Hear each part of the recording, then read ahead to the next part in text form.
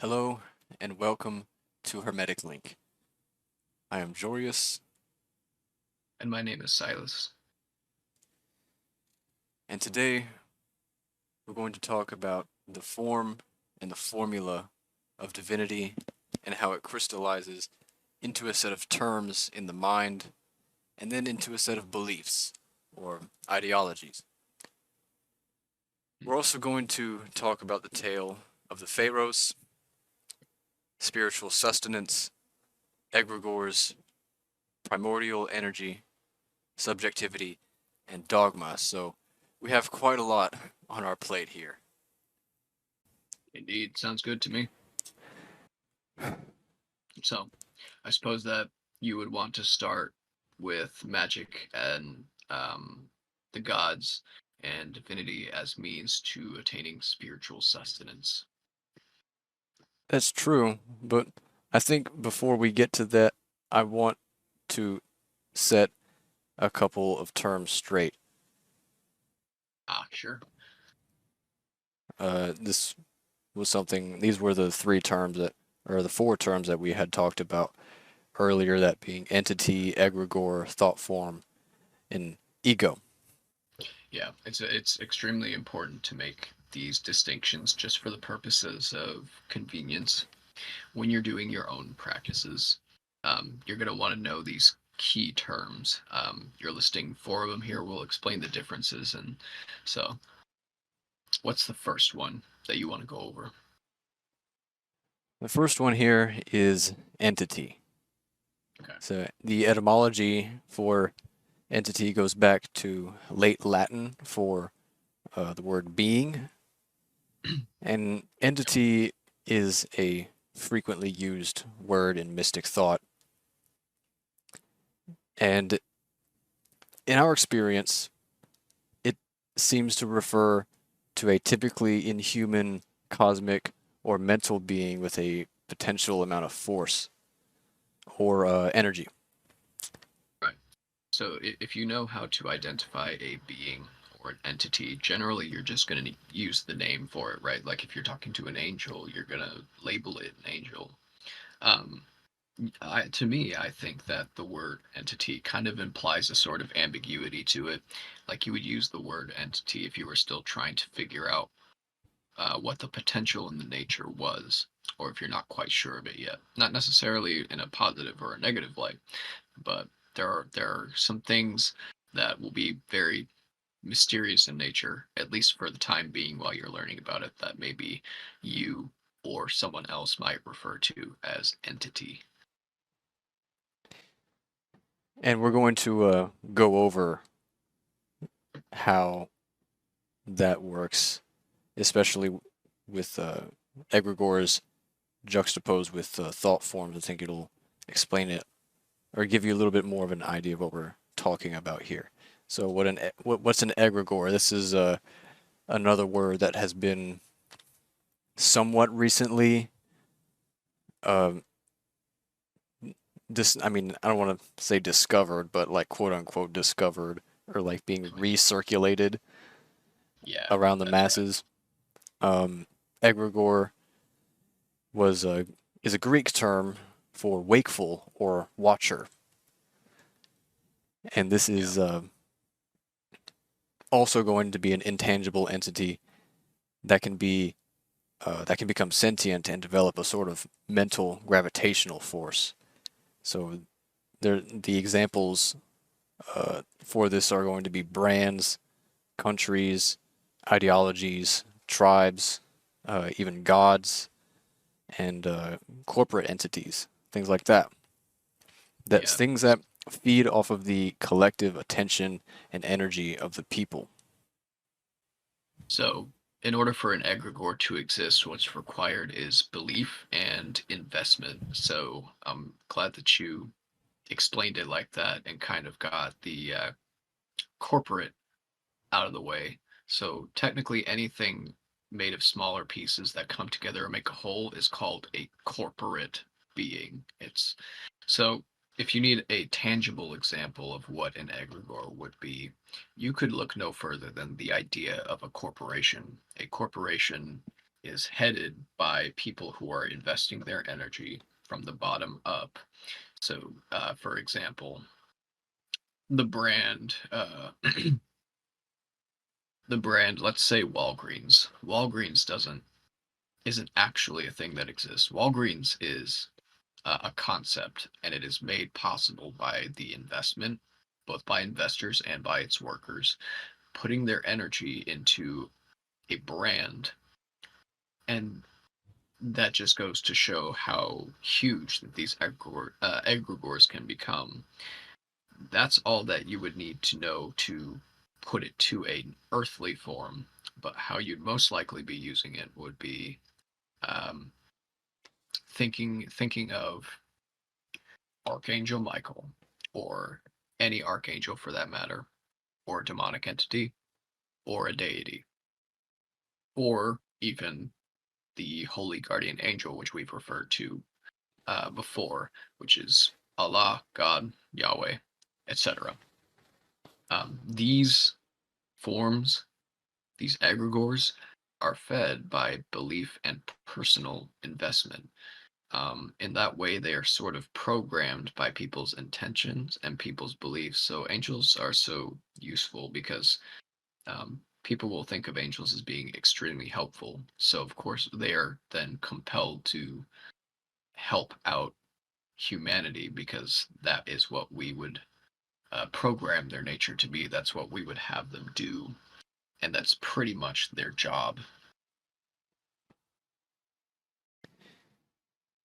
you So have any? no matter how big an egregore really gets, it's going to start out as a thought form, and that's going to be our next term here. So thought form is an individual mental entity that are very good conduits for receiving information via meditation. Mm. Uh, they're usually very easy to make, uh, and they're very malleable in the beginning. How I would describe it is that there's a saying that everything that happens in the physical begins in the mind first. Anything that is yet to be invented needs to be thought of by a person first, provided it's a man-made invention, in which case all thought forms would be a man-made invention. To put it simply, the difference between egregore and thought form, in the strictest sense, the way that I was taught, would be a thought form is the being made of one person's thought, and egregore is the thought form made of two or more people's thought, and this can be anywhere from two to ad infinitum, however many people believe in this one egregore, and feed their energy into it to keep it Yeah, I sustained. think that's going to be the main takeaway for egregore and thought form. The difference between the two. Thought form is going to be individual mental energy, and egregore is going to be not only individual but collective. It's very centered on the collective, very watching over the collective, very kind of tribal like. Yeah. I see it as a hive mind. Like, anytime you hear about the word legion in the Bible, it's a corporate form of. If you ever wonder, like, how an angel can be in so many different places talking to so many different people at once, that's exactly how, is because these can be fragmented into smaller pieces and then go um, work with someone across the world. It's kind of like, I've always thought of it kind of like a swarm of bees, almost, which is why they're a little bit hard to understand from a human perspective. Um, but in reality, I don't think that we are much different. I mean, we are a corporate form of cells and different tissues coming together to make one form, which then takes on an identity. Oh, before we move on to that, just one more thing. Um, I would call a thought form as kind of something very interesting happens when you create a thought form. When you summon, say, Archangel Michael, something very interesting happens in that I think of thought forms as kind of setting up the antenna with your intention so that you can eventually make contact with the actual being. What I mean by that is the way that it was taught to me was that originally, when you call on Archangel Michael, that Archangel Michael will be coming from you. It will be your thought form. What ends up happening is that in a sort of hazy process, um, that thought form will begin to change because egregores, like angels, are so eager to help us. Um, what ends up happening is that thought form that you initially create doesn't really stay that long. Eventually, it kind of becomes melded in um, with the egregore that everybody believes in, which then comes to be your guide. And that's how your thought form and your mental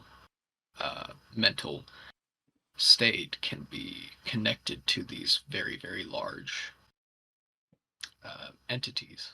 I kind of condensed that into a thought form shedding its skin into the more full kind of egregore that's Yeah, believed in by the collective.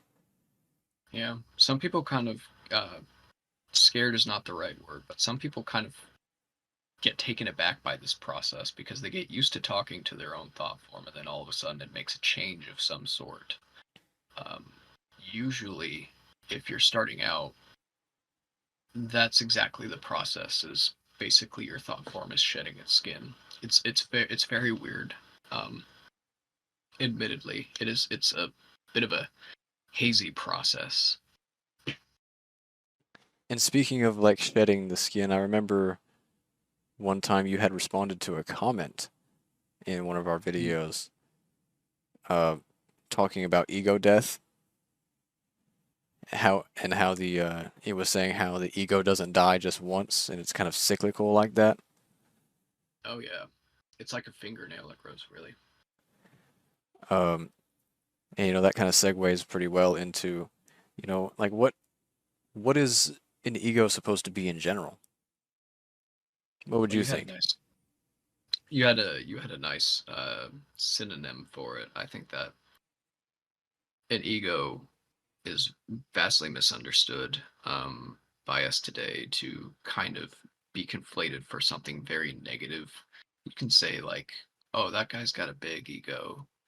Um, if you say that about yourself, or you say that about someone from, say, an occult or spiritual perspective, it's going to mean something completely different than just attitude.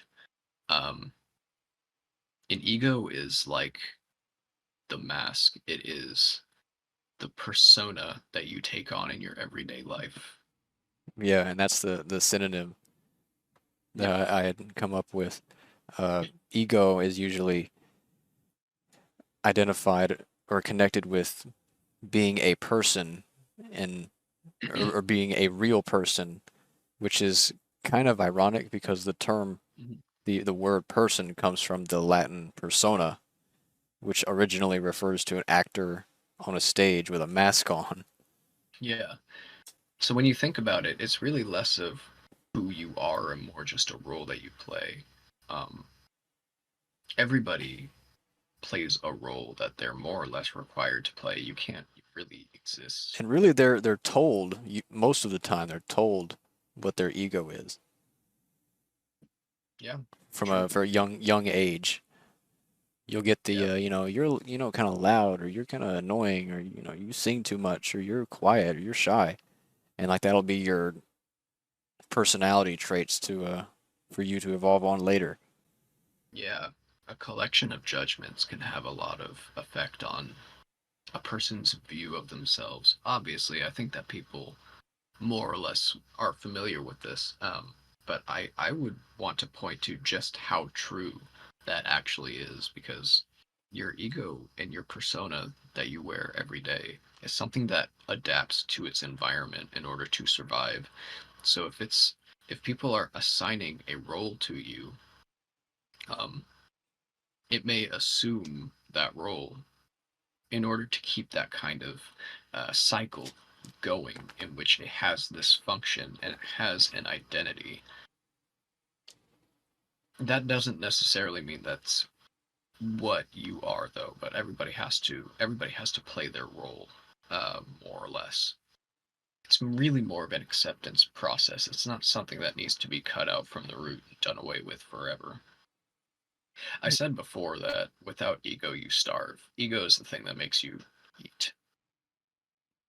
Yeah, that persona is going to be the mask, and like what's behind the mask, but the soul, the eternal one, you know, and that can segue into our first section. So Perfect. each of us obviously have a soul, and we pour, or in magic, you tend to pour energy into your soul, and we call that spirit, or getting spiritual sustenance from the divine, or like from the eternal energy of creation. People usually have a preference for how they want to get their own spiritual sustenance. And we'll talk about how it happens in more ways than just with gods or angels or divinity in general. Some people will pray to get their spiritual sustenance.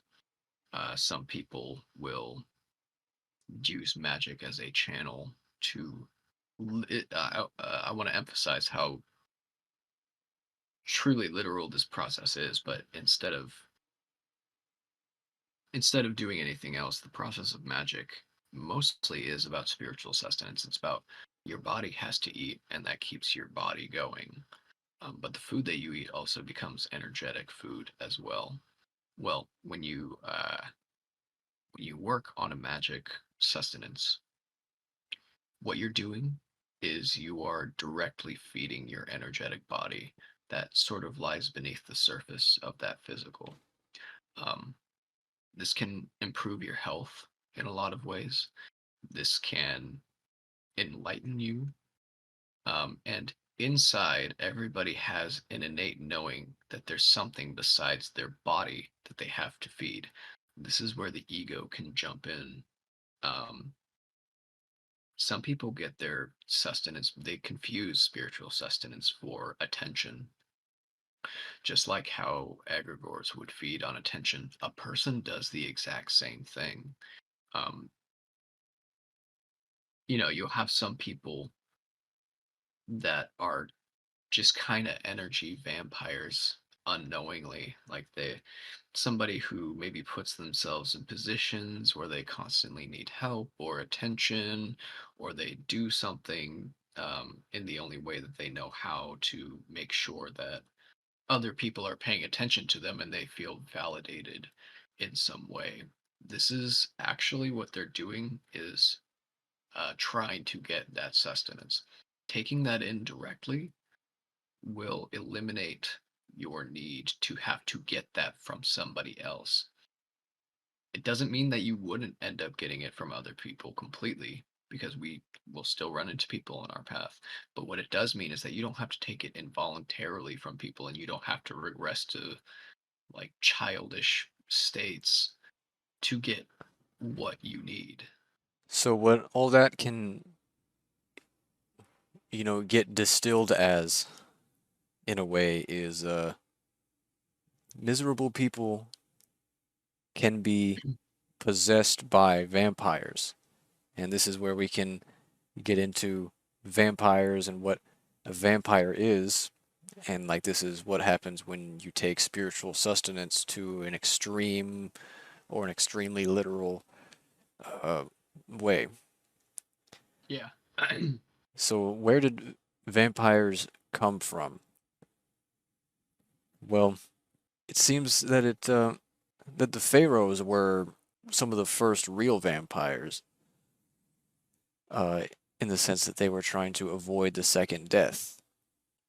So throughout their reign, or their first life, they would collect and uh, plan their, like, monuments and stuff like that, in the way that they did for the pyramids, and dedicate all of that to them, so they would avoid the second death, so people would pay attention to them, and they Yeah. could continue reigning. for forever, I suppose. And Right. this didn't go as planned, uh, No. because they kind of got trapped here as an energetic body that is bound to this place, siphoning the energy of miserable people and things like feces and urine and semen. But it didn't start out like that. It did start out with some proper sacrifices of the Yeah, it ram. was a very gradual decline. Yeah, the quality of the sacrifices um, began to decline gradually until maybe they were getting human sacrifices before, like blood of virgins, what have you. Um, don't quote me on that. I don't actually know if that's what they accepted as Yeah. sacrifice. But they would sacrifice animals, and then eventually, they may have gotten smaller and smaller animals, and then eventually they didn't get any of those kinds of blood sacrifices at all. That's when it degraded to literally being feces and piss. And that's not a joke. This priests that were in charge of keeping the spiritual body, which was bound to the physical body, going, um, they eventually had to resort to giving the pharaoh that to eat. Um, and that's exactly what happens when you tie yourself to earthly things. Eventually, it is going to run out just by virtue of being physical and here and temporary. That's obviously not the key to immortality because it's a limited supply, and you cannot guarantee that somebody's going to sacrifice to you forever.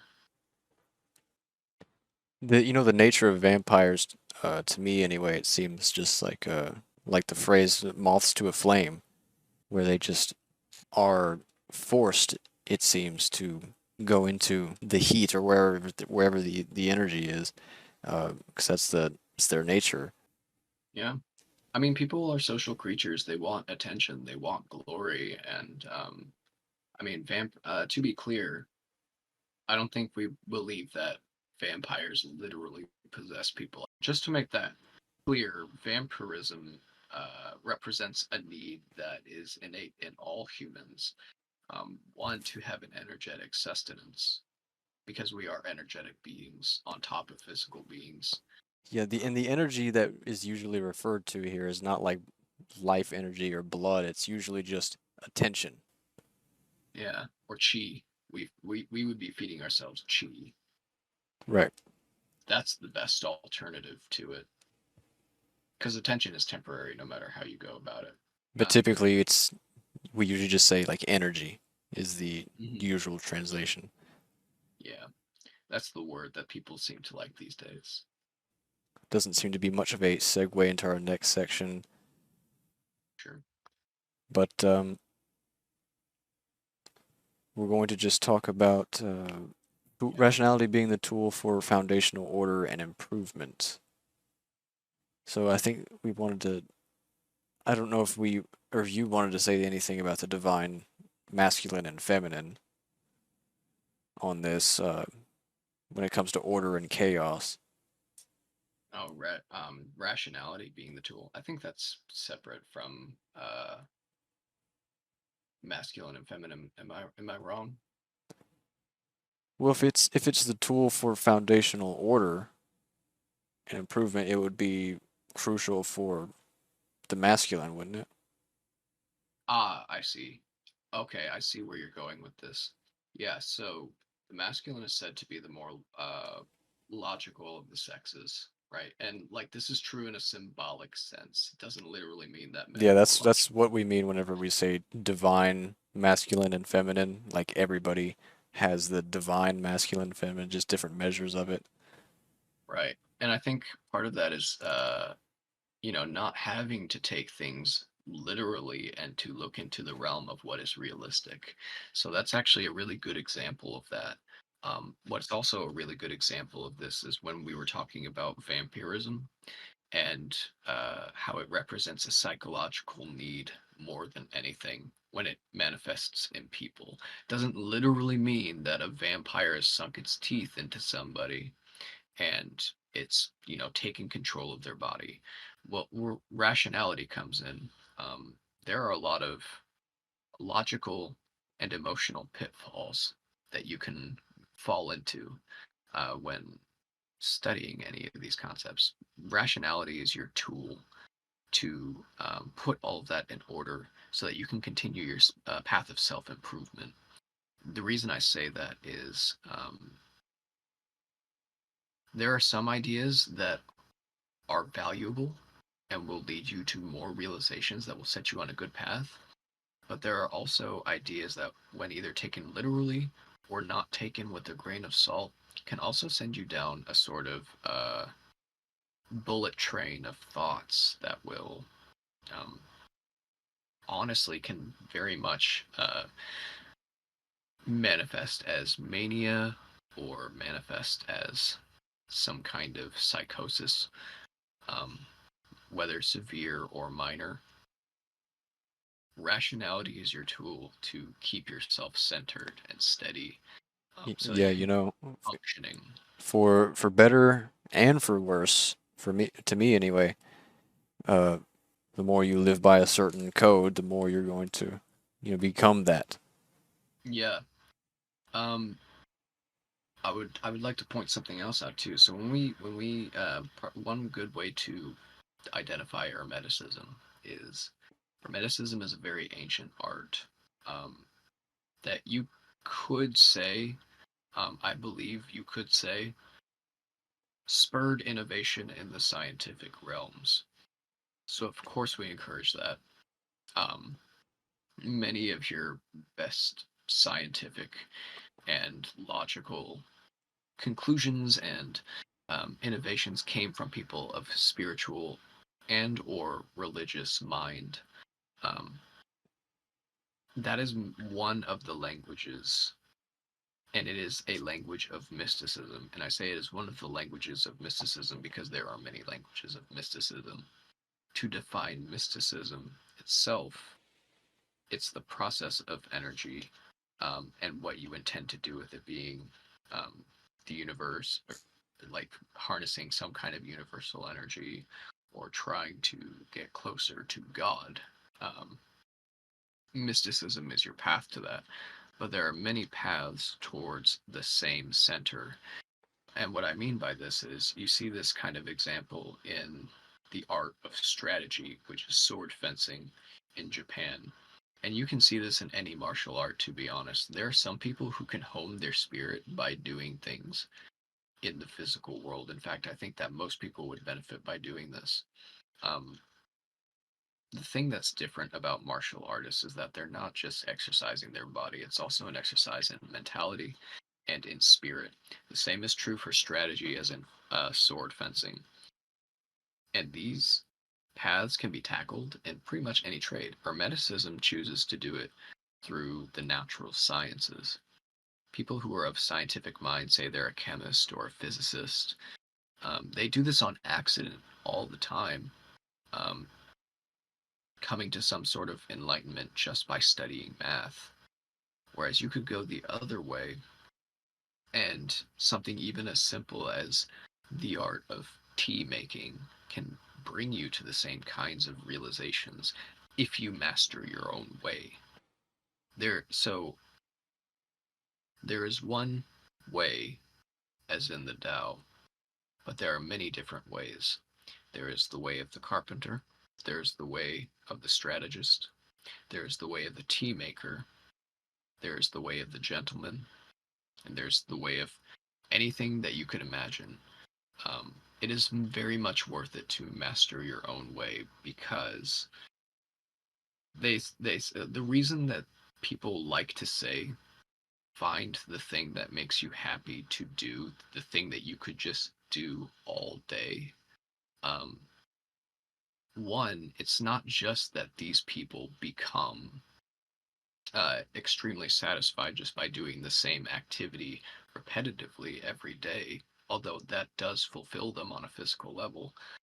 two, what the main point is that this is also feeding their spirit and even making them more effective in all um, in all fractions of their life. And if they're doing it correctly, it even brings them closer to realizations of divinity, a sort of attaining of gnosis. You could do this by doing anything, any trade, any practice. And that's all I had to say about that. Yeah, so the difference between hermetics and magic is a largely hermeneutic one. And by hermeneutic, I mean it as a it's going hermetics and any sort of polymathic interpretation is going to be an attempted exercise of describing some sort of divine process. As you said, Hermeticism is going to be one of those languages, and magic is the process of that energy. And that's why you I, can I like that find better. so many common patterns in different religions. Yeah. Yeah, I said mysticism was the process of the energy, but I like magic being the process of energy a lot better, actually, because that's really more of the hard definition of the word. I think that's a lot more direct than just the word mysticism. Yeah, I mean, I think there's a bit of a fine line between magic and mysticism. Yeah, I wonder what that is. Do you know? I think mysticism, I mean, it's going to be another ism and probably have another set of terms and conditions to it, but it's just Mhm. another way of describing that divine nature of magic, that chi, that energy. Ah, well, before we forget, I think you mentioned this before. Before we lose ourselves in anything else, you were talking about the second death. hmm Is there anything that you wanted to say about that in regards to the Pharaohs? I thought we went over all that. Not the second death, I don't think. At least I don't think we defined the second death. Do you think we need to? Oh, the second death. Yeah, we Yeah. probably should. What do we mean by second death? I guess that one kind of got past me anyway. Um, No, it's okay. second death. There's like that old phrase. Um, you die two times. The first time is whenever you actually die, and the second time is whenever everybody forgets your name. Um, it seems that the pharaohs kind of took this literally, or like extremely, to where like they had those materialistic memorials dedicated to them, so people wouldn't forget their names or who they were, or what they were. Um, but the second death was what the pharaohs were trying to avoid, but it's also a very necessary process to go back into divinity and become formless. And Yeah. that kind of sounds like woo woo right now, but we'll have to go over that in this next part to this episode, which we'll have to split off into a another episode talking about forms in the formless, in the void. Sounds good to me. I think that fits in quite nicely. All right. Any final thoughts? I'm satisfied. I got mine out. I believe we can end it there. All right. So that about covers it for this first episode on form and formula. Um, join us next time for part two, and we'll be going over the second death, the definition of that, the world of forms, and the void, as well as what the polar differences between these concepts are, and how rhythm and timing serve as a binding force to bring both of these into the physical. Uh, Thank you for listening. I am Silas, And I'm Jorius. and we appreciate you sitting down and giving your time and your attention to Hermetic Link.